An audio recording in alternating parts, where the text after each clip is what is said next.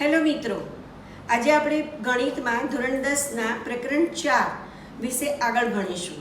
દ્વિઘાત સમીકરણનો ઉકેલ મેળવવાની જુદી જુદી રીતો છે, જેમાં એક અવયવની રીત છે. તેનું એક એક્ઝામ્પલ આપણે જોઈએ. 2x² - 3x + 1 = 0. આ એક દ્વિઘાત સમીકરણ છે. આના માટે આપણે વિચારીએ કે જો ડાબી બાજુના ભાગની અંદર x = 1 મૂકીએ તો શું પરિણામ આવે છે તે આપણે જોઈએ. તો ડાબા બરાબર 2x² - 3x + 1. જ્યાં x છે ત્યાં આપણે 1 લઈશું.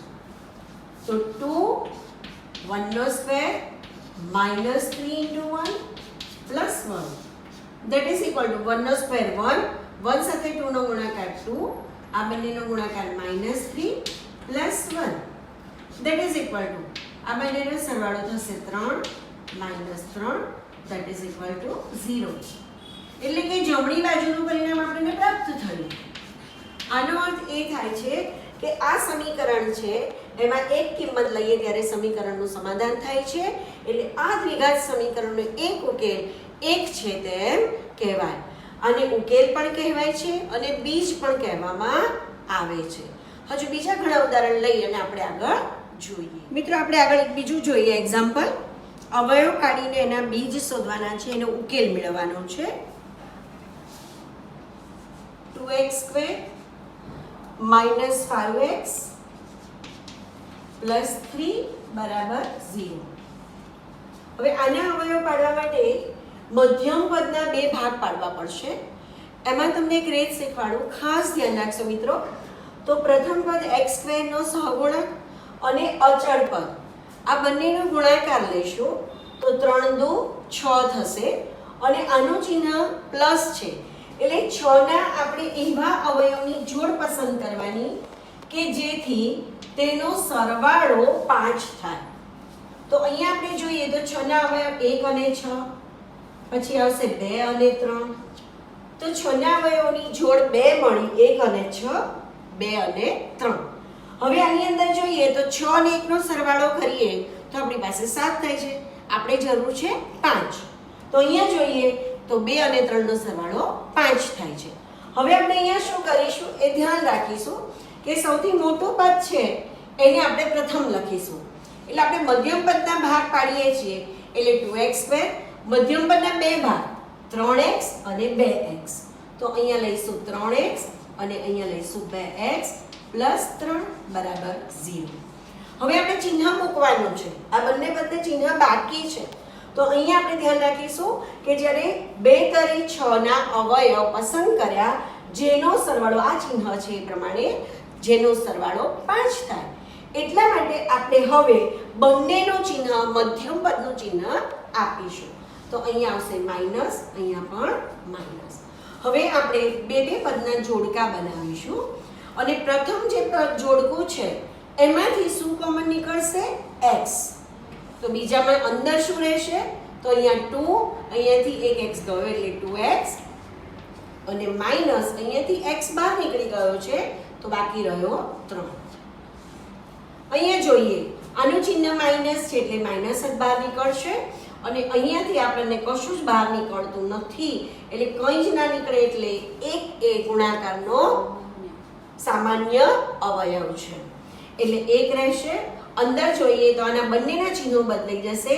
આ માઈનસ છે એટલે પ્લસ થઈ જશે એટલે 2x અને આ પ્લસ છે એટલે માઈનસ થઈ જશે 3, that is equal to 0. હવે આગળ વધીએ. અહીંયા જો બંને પર 2x - 3 અહીંયા પણ છે, અહીંયા પણ 2x - 3 છે. બંને ફરી કોમન નીકળશે, સામાન્ય નીકળશે એટલે 2x - 3. તો હવે અંદર શું રહ્યું? બીજા પદની અંદર, બીજા કૌંસની અંદર તો અહીંયા રહેશે x અને અહીંયાથી રહેશે -a = 0. હવે આગળ વધીએ. આ બે સંખ્યાનો ગુણાકાર 0 થાય ક્યારે? કે જ્યારે બંનેમાંથી એક શૂન્ય હોય અથવા બંને શૂન્ય હોય ત્યારે તે શૂન્ય થાય છે. એટલે હવે આપણે અહીંયા લઈશું કે 2x - 3 = 0 અથવા x માઇનસ 1 બરાબર 0. Therefore હવે આપણે નિયમ કરીએ, યાદ કરીએ પાછા. સમીકરણની અંદર ડાબી બાજુથી જમણી બાજુએ પદને લઈ જવું છે, કેમ કે x ને સૂત્રનો કરતા બનાવવાનો છે. તો અહીંયા આવશે 2x બરાબર 3. 3 નું ચિહ્ન માઇનસ હતું, ઓલી બાજુ લઈ જઈએ એટલે પ્લસ. હવે આ બંને વચ્ચે ગુણાકારની પ્રક્રિયા છે, માટે બે ભાગાકારમાં જશે. તો માટે x બરાબર 3/2. હવે આ બાજુ જોઈએ તો therefore x બરાબર, અહીંયા ચિહ્ન માઇનસ છે, આ બાજુ જાય તો પ્લસ થશે 1. આમ સમીકરણને જે ઉકેલ મળ્યો એના બીજ મળ્યા, એ કયા મળ્યા? તો 3/2 અને 1. therefore ઉકેલ 3/2 અને 1 છે. આ બંને કિંમત જો આની અંદર ડાબી બાજુના ભાગની અંદર પહેલા x ની કિંમત 3/2 મૂકીશું તો આની કિંમત 0 મળશે. ડાબી બાજુના ભાગની અંદર જો 1 મૂકીશું તો આનું પરિણામ 0 પ્રાપ્ત થાય છે. આમ આ સમીકરણનો ઉકેલ છે 3/2 અને 1. મિત્રો આપણે હવે બીજું એક એક્ઝામ્પલ જોઈએ. 6x² - x - 2 = 0. આનો આપણે ઉકેલ મેળવવાનો છે અવયવની રીતે. અહીંયા જોઈએ આપણે આગળ શીખવાડ્યું તે પ્રમાણે x² નો સહગુણક +6 છે અને અચળ પણ -2 છે. આ બંનેનો ગુણાકાર કરીશું તો બંનેનો ગુણાકાર 6 દુ 12 માઇનસ આવશે. હવે આપણે 12 ના એવા અવયવની જોડ પસંદ કરીશું કે જેની બાદબાકી, કારણ કે અહીંયા -12 ગુણાકાર આપણે કર્યો ત્યારે -12 આવે છે, એટલે 12 ના એવા અવયવની જોડ પસંદ કરીશું કે જેની બાદબાકી મધ્યમ પદ જે છે એનો સહગુણક 1 જેટલી થાય. x પાસે સહગુણક નહોતો એટલે આપણે 1 ગણીશું. હવે 12 ના અવયવ પાડીએ તો 12 ના અવયવ છે 1 અને 12, બીજો છે 2 અને 6, ત્રીજો આવશે 3 અને 4. આગળ એક પણ અવયવ પ્રાપ્ત થતા નથી. હવે આપણે બાદબાકી લઈએ તો 12 અને 1 ની બાદબાકી 11, એટલે આપણે આ જોડને પસંદ કરીશું નહીં. આગળ જોઈએ અહીંયા 6 અને 2 ની બાદબાકી 4 થાય છે, એટલે આને પણ પસંદ નહીં કરીએ. અને હવે 4 અને 3 ની બાદબાકી 1 થાય છે, એટલે આ જોડને આપણે પસંદ કરીશું. ફરીથી યાદ કરાવું કે મોટું પદ પહેલા લખવાનું, નાનું પદ પછી લખીશું. તો અહીંયા જોઈએ તો therefore 6x² 4x 3x - 2 બરાબર 0. હવે ચિહ્ન મૂકવાનું છે. શબ્દ શું આપણે 6 દુ 12 ના એવા અવયવ પાડો જેની બાદબાકી 1 થાય. બાદબાકી શબ્દ આવ્યો એટલે આપણે ધ્યાન રાખીશું મોટા પદનું ચિહ્ન એ મધ્યમ પદનું રાખીશું. એટલે મોટું પદ 4 છે એટલે આનું મધ્યમ પદનું ચિહ્ન માઇનસ, તો આને વિરુદ્ધ ચિહ્ન આપીશું એટલે કે પ્લસ. ફરી પાછું એ જ રીતે બબ્બેના જોડકા, આમાંથી કોમન કાઢીશું, સામાન્ય કાઢીશું તો આમાં 2x કોમન નીકળશે. અંદર જોઈએ તો અહીંયા 3 અને અહીંયાથી x ચિહ્ન માઇનસ, અહીંયાથી 2 બહાર જતા રહ્યા છે, 2 દુ 4 થાય એટલે 2 અંદર કૌંસ પૂરો. અહીંયા જોઈએ પ્લસ ચિહ્ન છે એટલે અહીંયા પ્લસ જ આવશે. અહીંયા જોઈએ તો અહીંયા કશું જ કોમન નીકળતું નથી. કઈ જ ના નીકળે ત્યારે આપણે 1 ગણીશું અને અહીંયા 3x - 2 બરાબર 0. ફરી પાછા જોઈએ કે કોમન શું નીકળે છે? સામાન્ય.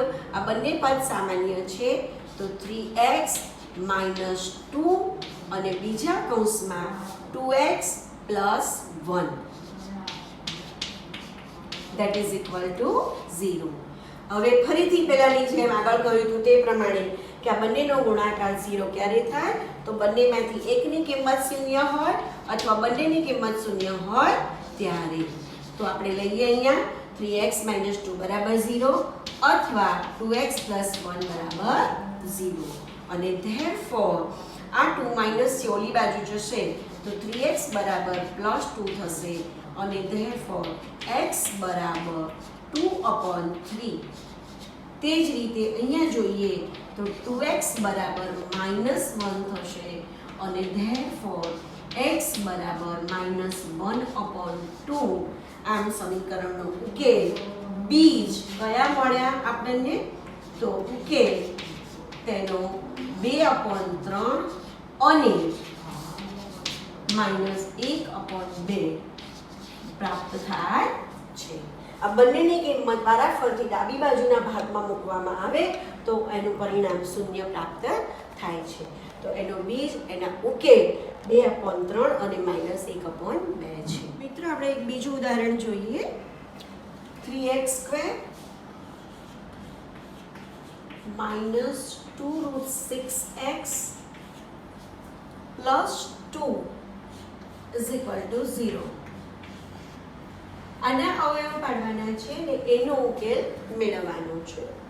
તો અહીંયા સહગુણક 3, અહીંયા 2, 3 દુ 6. 6 ના આપણે એવા અવયવ પસંદ કરવાના છે કે જેનો સરવાળો 2√6 થાય.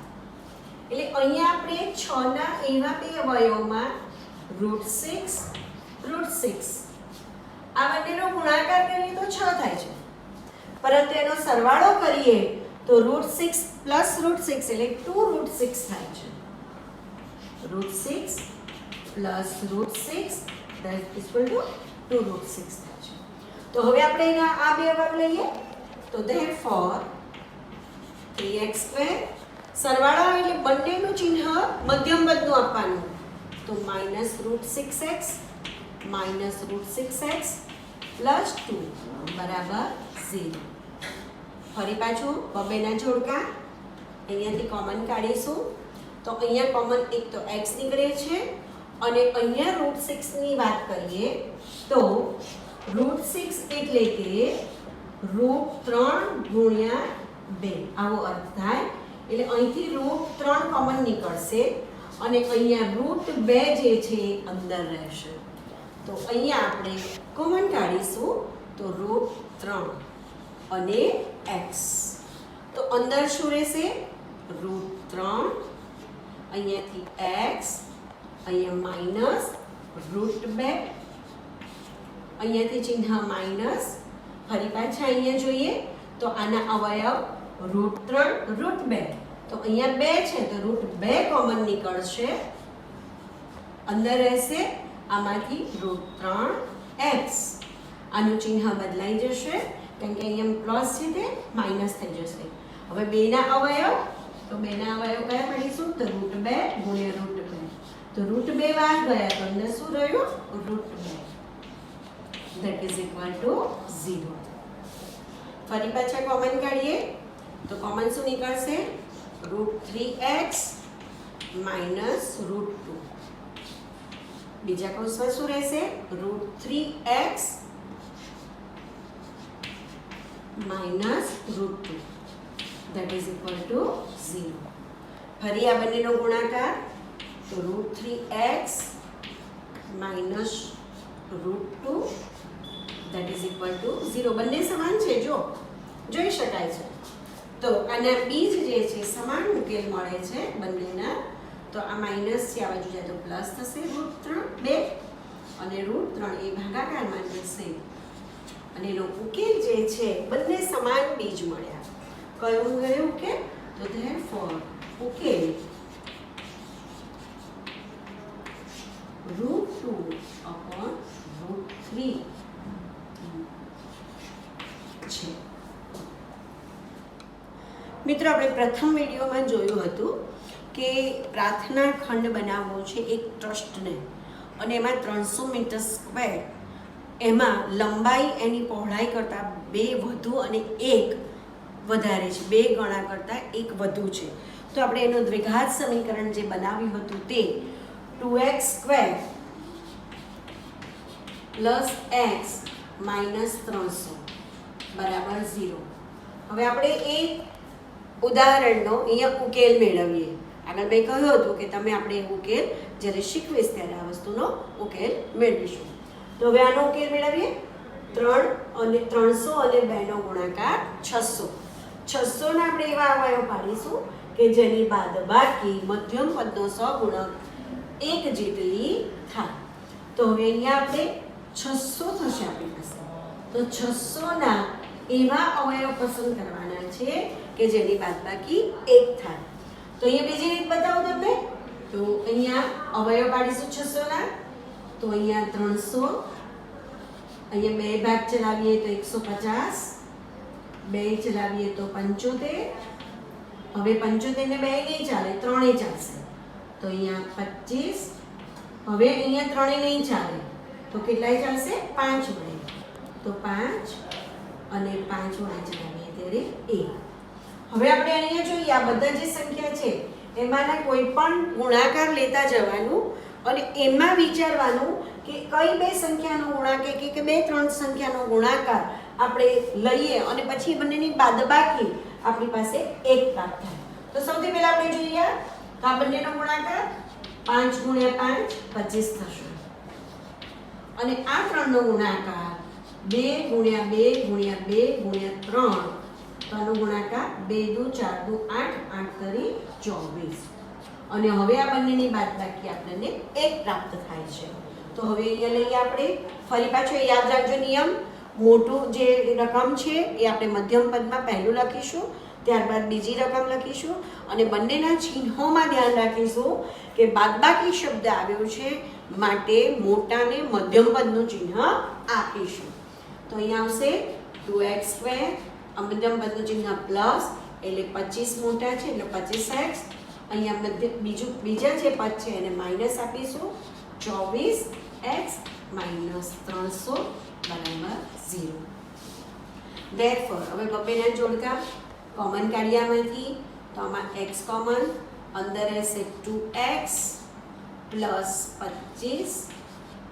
હવે આમાંથી કોમન નીકળશે -12, અંદર રહેશે 2x અને આનું ચિહ્ન બદલાઈ જશે 25 બરાબર 0.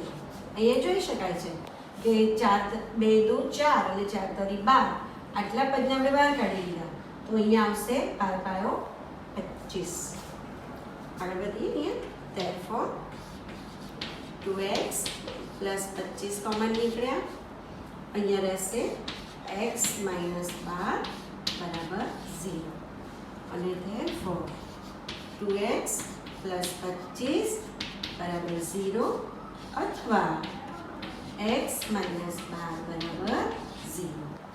અને therefore x બરાબર 25 પ્લસ છેલ્લા પદ એટલે માઇનસ 25 અને ભાગ્યા 2. અને અહીંયા આવશે therefore x બરાબર 12. હવે અહીંયા જોઈએ કે લંબચોરસનું ક્ષેત્રફળની વાત કરી છે. જમીન ઉપર આપણે એક સભાખંડ બનાવવાનો છે, પ્રાર્થનાખંડ બનાવવાનો છે. તો અહીંયા કિંમત માઇનસ શક્ય નથી. આથી આ પરિણામ અહીંયા શક્ય નથી. અને therefore x બરાબર 12. હવે આપણે જે ધારણા કરી હતી તે પહોળાઈ બરાબર x મીટર એટલે આપણને x ની કિંમત કેટલી મળી? તો 12 મીટર. અને લંબાઈની વાત કરીએ તો લંબાઈ 2x પ્લસ 1 એટલે કે 2 x ની જગ્યાએ 12 પ્લસ 1, 12 દુ 24 પ્લસ 1 25 મીટર.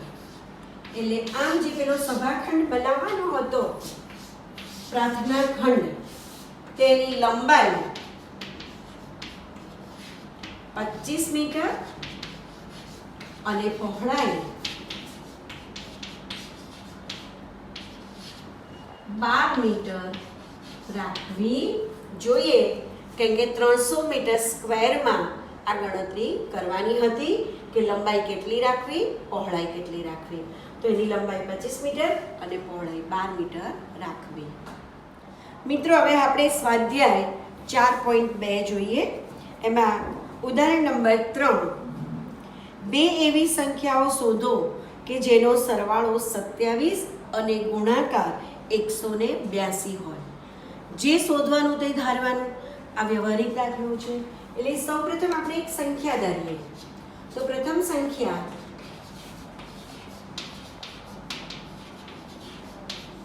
x છે. અહીંયા આપણને કહેલું છે કે બે સંખ્યાનો સરવાળો 27 છે, તો બીજી સંખ્યા કઈ થશે? તો બીજી સંખ્યા આ બંનેનો સરવાળો 27 છે એટલે કે 27 - x થશે. હવે આપેલ શરત બીજી છે, આપણને બીજી એક શરત આપેલી છે કે આ બંનેનો ગુણાકાર 182 થાય છે, એટલે કે આ બંનેનો ગુણાકાર x અને 27 - x, આ બંનેનો ગુણાકાર 182.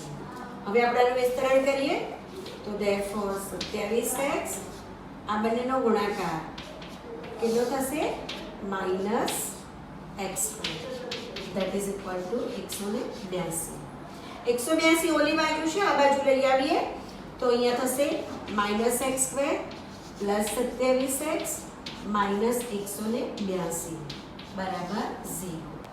અને therefore હવે આ બધાના પદોના ચિહ્ન બદલી કાઢીએ તો આ માઈનસ છે તો પ્લસ થઈ જશે, આ પ્લસ છે તો માઈનસ થઈ જશે 27x, અને આ માઈનસ છે તો એ પ્લસ થઈ જશે 182 બરાબર 0. હવે આપણે શીખેલા તે કે આનો સહગુણક 1, આના 182, આ બંનેનો ગુણાકાર 182, એકા 182, એના એવા અવયવ પસંદ કરીએ, આનું ચિહ્ન જોઈએ તો પ્લસ, કે જેનો સરવાળો 27 થાય. હવે આપણે 182 ના અવયવ પાડીએ. 182 2 1 91 આવશે, 9 ને 1 10 થાય છે એટલે 3 ચાલશે નહીં, 7 સીધું ચાલશે તો 7 એકા 7, અહીંયા 2 વધ્યા 7 તરી 21 તે 1. હવે આપણે જોઈએ અહીંયા કે 182 ના એવા અવયવો પાડવાના અને એવી જોડ પસંદ કરવાની કે જેનો સરવાળો 27 થાય. તો હવે આપણે જોઈએ તો 7 અને 2 નો એક જોડ જોઈએ તો 7 દુ 14 થશે, અને 13 પોતે એકલા છે તો 13 અને 14 નો સરવાળો કરીએ તો આપણી પાસે શું પ્રાપ્ત થાય છે? 27. તો આ પ્રમાણે આપણે જોઈએ તો therefore અહીંયા x² -14x -13x અને +182 બરાબર 0. therefore કોમન કાઢીએ તો x અંદર રહેશે x -14, અહીંયાથી કોમન -13 નીકળશે અને અંદર રહેશે x -14 બરાબર 0. આમાંથી કોમન કાઢીએ x -14 અને બીજા કૌંસમાં રહેશે x -13 બરાબર 0, અને therefore x -14 બરાબર 0 અથવા x -13 બરાબર 0, અને therefore x બરાબર 14, અહીંયા આવશે therefore x બરાબર 13. આમ આપણી જે સંખ્યા છે એ શું કહ્યું હતું કે બે સંખ્યાઓ શોધવાની છે, તો પ્રથમ સંખ્યા અને બીજી સંખ્યા બંને કઈ મળશે? તો એક સંખ્યા આપણી 14 છે તો બીજી સંખ્યા 13 થશે. 13 છે. આ બંનેનો સરવાળો 27 થાય છે અને ગુણાકાર જોઈશું તો 182 થાય છે. તો આ પ્રમાણે આપણને ઉકેલ પ્રાપ્ત થાય છે. મિત્રો આપણે એક બીજો વ્યવહારિક દાખલો જોઈએ. સ્વાધ્યાય 4.2 નો 5મો દાખલો. એક કાટકોણ ત્રિકોણનો વેધ તેના પાયા કરતાં 7 સેન્ટીમીટર નાનો છે. જો કર્ણની લંબાઈ 13 સેન્ટીમીટર હોય તો બાકીની બે બાજુઓના માપ શોધો. તો આ કુટ પ્રશ્નની અંદર સૌથી પહેલા આપણે આકૃતિ દોરીશું. કાટકોણ ત્રિકોણ કયું છે? તો આ કાટકોણ ત્રિકોણ છે. નામ આપીએ A B C. કાટખૂણાની સામેની બાજુ કર્ણ કહેવાય, એની લંબાઈ આપેલી છે તે. આપણા પ્રશ્ન પ્રમાણે કાટકોણ ત્રિકોણનો વેધ, આ વેધ છે AB અને પાયો છે BC. વેધ તેના પાયા કરતા 7 સેન્ટીમીટર નાનો છે, એટલે સૌથી પહેલા આપણે BC ને ધારીએ x ધારો કે, તો આ કેટલો થશે? x - 7. હવે આપણે આગળના ધોરણમાં ભણીને આવ્યા છે કે કાટકોણ ત્રિકોણ આવે ત્યારે પાયથાગોરસને યાદ કરવાના. તો પાયથાગોરસના સૂત્ર મુજબ આપણી પાસે સૂત્ર શું થશે? તો AC² બરાબર AB² પ્લસ BC² થશે. તો અહીંયા કિંમતો મૂકીએ આપણે. તો AC ની કિંમત છે 13 નો સ્ક્વેર. અહીંયા જોઈએ AB x માઇનસ 7 એનો whole square plus x square. Therefore 169 is equal to. આનું વિસ્તરણ કરીએ. પ્રથમ આગળની વિડીયોમાં તમને શીખવાડેલું છે. પ્રથમ પદનો સ્ક્વેર x સ્ક્વેર. આ બંનેના ગુણાકારને ડબલ ચિહ્ન માઇનસ તો 7 દુ 14x પ્લસ આનો વર્ગ થશે બીજા પદનો તો 70 49 અને પ્લસ x સ્ક્વેર. તો therefore અહીંયા જોઈએ તો આ બંને સજાતીય પદો છે એનો સરવાળો થશે 2x સ્ક્વેર. આની અંદર માઇનસ 14x પ્લસ 49 અને 169 ઓલી બાજુ જાય એટલે minus 169 that is equal to 0. Therefore 2x square minus 14x આ બંનેની બાદબાકી કરીશું, મોટાનું માન રાખીશું તો માઇનસ અને આ બંનેની બાદબાકી થાય છે 120 બરાબર 0. 2 વડે ભાગી કાઢીએ આખા સમીકરણને તો થશે x સ્ક્વેર માઇનસ 7x અને માઇનસ 60 is equal to 0. હવે આપણે નિયમ પ્રમાણે યાદ કરીએ અવયવની રીતે. તો 60 ના એવા અવયવ પાડવાના છે, એવી જોડ પસંદ કરવાની છે કે જેની બાદબાકી અહીંયા ચિહ્ન માઇનસ છે એટલે બાદબાકી 7 થાય. તો આપણે 60 ના અવયવ પાડીએ. હવે 60 2 30 2 15 3 5 અને 5 1. હવે આપણે જોડ પસંદ કરવાની છે. બાદબાકી અને 7 આવી જોઈએ. તો આપણે જોઈએ અહીંયા 2 દુ 4 4 તરી 12. તો 1 માં આવે છે 12 અને આ 5. આ બંનેની જો બાદબાકી કરીએ તો આપણી પાસે 7 પ્રાપ્ત થાય છે. બાદબાકી આવે એટલે મોટાને આ બેમાં મોટું કોણ છે? તો 12.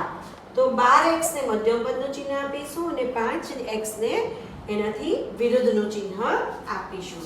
તો આપણી પાસે શું પ્રાપ્ત થશે? તો x square minus 12x plus 5x minus 60 that is equal to 0. હવે બબ્બેના જોડકા બનાવીશું અને બબ્બેના જોડકા આપણે અહીંયા લઈ લઈએ. તો પહેલામાંથી કોમન નીકળશે x, અંદર રહેશે x માઇનસ 12. બીજામાં જોઈએ તો પ્લસ 5, અંદર રહેશે x માઇનસ 12 બરાબર 0. Therefore ફરી કોમન કાઢીએ તો x માઇનસ 12 કોમન નીકળે છે તો બીજામાં રહેશે x પ્લસ 5 બરાબર 0. આમ x માઇનસ 12 બરાબર 0 અને therefore x બરાબર 12. અહીંયા જોઈએ તો x પ્લસ 5 બરાબર 0 અને therefore x બરાબર માઇનસ 5. વ્યવહારિક દાખલો છે, ત્રિકોણનો માપ છે એટલે માપ કોઈ દિવસ ઋણ શક્ય નથી. તો આ શક્ય નથી એટલે આપણું જે પરિણામ છે એ x બરાબર કેટલા આવશે? 12. હવે જ્યાં x ની કિંમત 12 મૂકવાની છે તો આપણે અહીંયા જોઈએ તો x કોની કિંમત ધારી હતી આપણે? BC ની. તો BC ની કિંમત 12 આવશે અને અહીંયા આપણે x ની કિંમત 12 મૂકીએ તો 12 માંથી 7 બાદ કરીએ એટલે કેટલા થશે? 5. એટલે AB ની કિંમત 5 મળશે અને BC ની કિંમત 7. આમ BC બરાબર x બરાબર 12 સેન્ટીમીટર અને AB બરાબર x માઇનસ 7 એટલે કે 12 માઇનસ 7 બરાબર 5 સેન્ટીમીટર. આપણી પાસે આ બંને જવાબ પ્રાપ્ત થઈ ગયા. બંને બાજુઓની લંબાઈ, એકની લંબાઈ છે 5 અને બીજાની 12 સેન્ટીમીટર. મિત્રો અહીંયા આપણે સ્વાધ્યાય 4.2 સુધી કમ્પ્લીટ કરીએ છીએ. તમને હોમવર્ક આપું છું તો હોમવર્ક બરાબર ધ્યાનપૂર્વક કરજો. આજે જેટલા પણ દાખલા આપણે ગણ્યા છે એ બે વખત ધ્યાનપૂર્વક સમજીને લખવાના છે. મારી વિડીયો સૌપ્રથમ જોવાની, સાંભળવાની બરાબર અને એ પ્રમાણે લખતા જવાનું અને પછી 2 વખત મેં જે દાખલા ગણાવ્યા છે તે 2 વખત ગણવાના. સ્વાધ્યાય 4.1 એના દાખલા નંબર 1 થી 6 પૂર્ણ કરવા અને ઉદાહરણ ચોપડીના જે આપેલા છે એ 1 થી ઉદાહરણ 5 ગણવાના રહેશે. રિવિઝન રૂપે સ્વાધ્યાય 4.1 ફરીથી ગણવાનું રહેશે.